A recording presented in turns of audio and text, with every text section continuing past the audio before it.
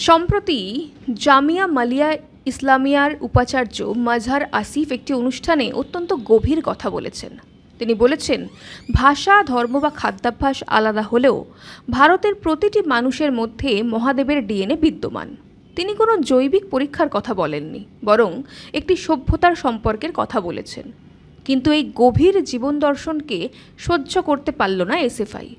বিজ্ঞানের দোহাই দিয়ে তারা এমনভাবে এই মন্তব্যের বিরোধিতা শুরু করেছে যেন ভারতের হাজার বছরের পরিচয়কে অস্বীকার করাই তাদের একমাত্র লক্ষ্য।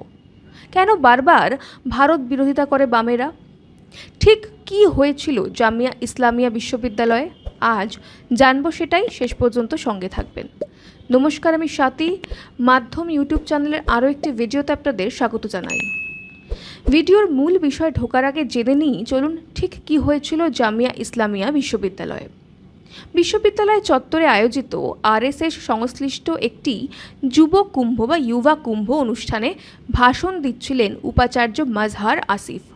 সেখানে তিনি ভারতের বৈচিত্র্যের মধ্যে ঐক্যের কথা বলতে গিয়ে একটি বিশেষ মন্তব্য করেন।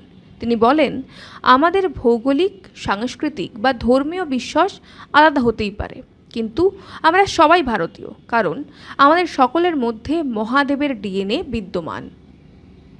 উপাচার্য এই কথাটি মূলত ভারতের হাজার বছরের পুরনো সভ্যতা এবং অভিন্ন ঐতিহ্যের একটি রূপক হিসেবে ব্যবহার করেছিলেন।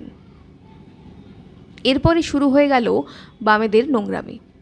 এই বক্তব্যটি প্রকাশ্যে আসার পরেই বিশ্ববিদ্যালয়ের বামপন্থী ছাত্র সংগঠন এসএফআই তীব্র প্রতিবাদ শুরু করে। তারা এই মন্তব্যকে পুরোপুরি অবৈজ্ঞানিক এবং পশ্চাৎপদ বলে দাবি করে ক্যাম্পাসে বিক্ষোভ প্রদর্শন করতে থাকে। তাদের অভিযোগ ছিল, উপাচার্য একটি নির্দিষ্ট ধর্মীয় ভাবধারা চাপিয়ে দিচ্ছেন এবং বিশ্ববিদ্যালয়ের ধর্মনিরপেক্ষ পরিবেশ নষ্ট করছেন। এই ঘটনাকে কেন্দ্র করেই বর্তমানে একাডেমিক এবং রাজনৈতিক মহলে একটা বিশাল বিতর্কের সৃষ্টি হয়েছে। এসএফআই-এর কাছে এই মহাদেব ডিএনএ শব্দবদ্ধটি অবৈজ্ঞানিক মনে হয়েছে। কিন্তু প্রশ্ন হলো, তারা কি সত্যিই বিজ্ঞান নিয়ে চিন্তিত, নাকি ভারতের সাংস্কৃতিক সংহতি নিয়ে তাদের আপত্তি রয়েছে? বামপন্থী ছাত্র সংগঠনটি বরাবরই ভারতের নিজস্ব সংস্কৃতি এবং ঐতিহ্যকে পশ্চাৎপদ বলে প্রমাণ করার চেষ্টা করে এসেছে।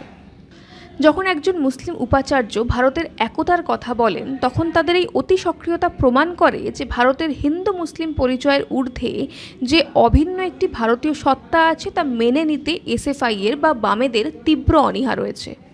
বামেরা হয়তো ভুলে যায়, ভারতের ইতিহাস কেবল 1905 বা 1947 থেকে শুরু হয়নি। এই দেশের পরিচয় হাজার হাজার বছর পুরনো সভ্যতা। মাজহার আসিফ যখন মহাদেবের নাম উল্লেখ করেন, তখন তিনি ভারতের সেই অখণ্ড চেতনার কথা বলেন যা আবাল বৃদ্ধ বনিতা সবার মধ্যে মিশে আছে। কিন্তু এসএফআই এই চেতনাকেই আক্রমণ করেছে।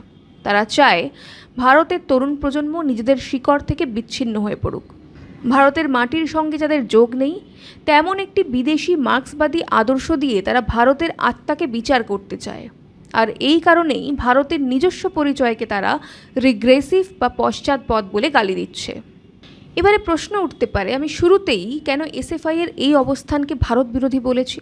তারও একটা কারণ রয়েছে। যে আদর্শ দেশের মৌলিক ঐক্য এবং সভ্যতার ভিত্তিকে তুচ্ছতাচ্ছিল্য করে, তা কখনোই দেশের হিতৈষী হতে পারে না। জামিয়ার মতো কেন্দ্রীয় বিশ্ববিদ্যালয়ে যখন ঐক্যের কথা বলা হয়, তখন তারা প্রতিবাদ করে অশান্তি সৃষ্টির চেষ্টা চালায়। তাদের কাছে বাক স্বাধীনতা মানে কেবল ভারতের সংস্কৃতিকে আক্রমণ করা। কিন্তু যখন উপাচার্য মহোদয় ভারত আত্মার কথা বলেন, তখনই তা তাদের কাছে হয়ে যায় বিষ। এই দ্বিচারিতাই প্রমাণ করে যে তারা দেশের শিকড়কে উপড়ে ফেলে বিদেশি এজেন্ডা বাস্তবায়ন করতে চায়। বামেদের এই ভারত বিরোধী মানসিকতার ইতিহাস বিশ্লেষণ করলে দেখা যায়, তাদের মূল সমস্যা হলো ভারতের হাজার বছরের নিজস্ব পরিচয় এবং সভ্যতার শিকড়কে মেনে নিতে না পারা। বামপন্থী আদর্শ মূলত একটি বিদেশি আমদানিকৃত মার্ক্সবাদী তত্ত্বের ওপর দাঁড়িয়ে, যা ভারতে সনাতন সংস্কৃতি, আধ্যাত্মিকতা এবং ঐতিহ্যকে সবসময় সামন্ততান্ত্রিক বা পশ্চাৎপদ বলে মনে করে।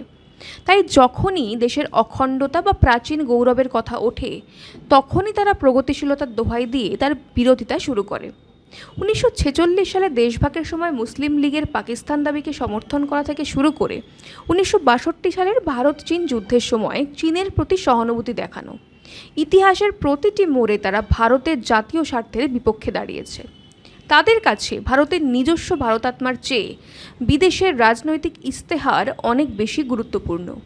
আসলে ভারতের ঐক্য এবং শক্তিশালী সাংস্কৃতিক পুনরুত্থান তাদের এই বিদেশি আদর্শের অস্তিত্বকে বিপন্ন করে তোলে, আর সেই ভয় থেকেই তারা বারবার দেশের শিকড় আর সংস্কৃতিকে আক্রমণ করে। এই প্রসঙ্গে আপনাদের বলে রাখি, যেহেতু বিজ্ঞান, ধর্ম, সংস্কৃতি এসব নিয়ে কথা হচ্ছে, জেনেভার সার্ন, যেটা বিশ্বের বৃহত্তম কণা পদার্থবিজ্ঞান গবেষণাগার, সেখানে মহাদেব বা নটরাজের একটি বিখ্যাত 2 মিটার মানে প্রায় 6.5 ফুট উচ্চতার ব্রোঞ্জ মূর্তি স্থাপিত আছে। 2004 সালে ভারত সরকার এটি উপহার হিসেবে দিয়েছিল।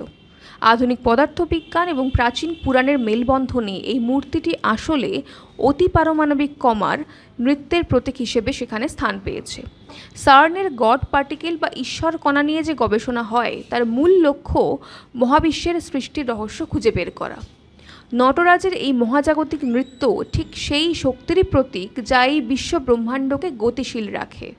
আসলে এই মূর্তির উপস্থিতি প্রমাণ করে যে অতি আধুনিক বিজ্ঞানের নেপথ্যেও থাকে এক গভীর দর্শন। বিজ্ঞান যখন অজানাকে জানতে চায় তখন সে কেবল তথ্য বা সমীকরণ খোঁজে না, বরং সেই পরম সত্যের সন্ধান করে যা এই সৃষ্টিকে নিয়ন্ত্রণ করছে। মহাদেব বা নটরাজ কেবল কোনো ধর্মীয় প্রতীক নন, তিনি সেই চিরন্তন দর্শনের ধারক যেখানে সৃষ্টি এবং ধ্বংস একই ছন্দে মিশে আছে। সার্নের মতো জায়গায় এই মূর্তির অবস্থান এটাই মনে করিয়ে দেয় যে বিজ্ঞান এবং দর্শন আসলে একই মুদ্রার এপিঠ ওপিঠ, উভয়েই সেই মহাজাগতিক সত্যকে জানার নিরন্তর প্রয়াস। সবশেষে একটাই প্রশ্ন, বিজ্ঞানের নামে আমরা কি আমাদের পূর্বপুরুষ এবং সভ্যতার পরিচয় বিসর্জন দেব?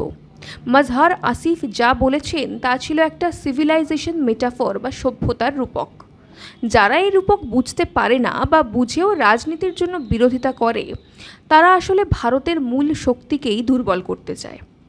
এসএফআই-এর এই আচরণ কেবল একটা প্রতিবাদ নয়, বরং এটি ভারতের শাশ্বত সংস্কৃতির বিরুদ্ধে এক সুপরিকল্পিত ষড়যন্ত্র। সময় এসেছে এই ধরনের শিকড়হীন রাজনীতির মুখোশ খুলে দেওয়ার। এসএফআই-এর ভূমিকা নিয়ে আপনার কি মতামত? তারা কি সত্যি বিজ্ঞানকে বাঁচাতে চাইছে, নাকি ভারতের সংস্কৃতি সংহিতিকে নষ্ট করতে চাইছে? জানান আমাদের কমেন্ট করে। আজ এই পর্যন্তই, দেখা হবে পরের একটি ভিডিওতে। ততক্ষণ পর্যন্ত সঙ্গে থাকুন, দেখতে থাকুন মাধ্যম।